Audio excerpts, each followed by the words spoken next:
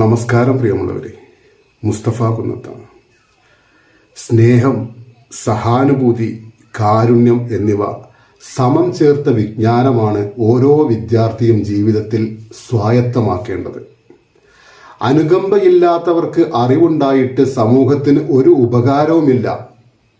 അനുകമ്പ തൊട്ട് തീണ്ടിയിട്ടില്ലാത്തവർക്ക് അറിവ് പകർന്നു നൽകുന്നതും കുടം കമഴ്ത്തി വെള്ളമൊഴിക്കുന്നതും ഒരുപോലെയാണ് എന്നാണ് പറയപ്പെടുന്നത്.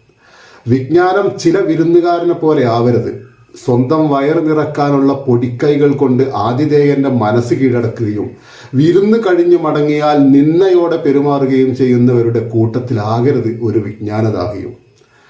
നന്ദിയോടെയുള്ള ഒരു ഓർമ്മ പോലും ബാക്കി വെക്കാതെ മറ്റൊരു ആതിഥേയനെ തേടിപ്പോകുന്ന ചില വിരുന്നുകാരെ പോലെയാകരുത് വിജ്ഞാനത്തിന്റെ മധുരം നുകർന്ന ഒരു പണ്ഡിതനും എന്നാണ് പറയുന്നത്. സ്വന്തം അറിവിൽ അഹങ്കരിക്കുന്നവൻ ഒരിക്കലും ഒരു നല്ല പണ്ഡിതനാവില്ല. ഒന്നും അറിയില്ലല്ലോ, ഇനിയും ഒട്ടേറെ പഠിക്കാനുണ്ടല്ലോ എന്ന ആദിയോടെ കഴിയുന്നവന് മാത്രമേ ഒരു നല്ല പണ്ഡിതനാവാൻ കഴിയൂ.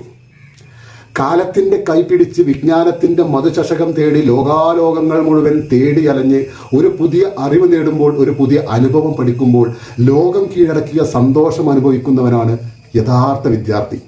ജീവിതത്തിൽ നാം ഒരു യഥാർത്ഥ വിദ്യാർത്ഥിയാവാൻ എപ്പോഴും ശ്രമിച്ചുകൊണ്ടേയിരിക്കുക. നന്ദി, നമസ്കാരം.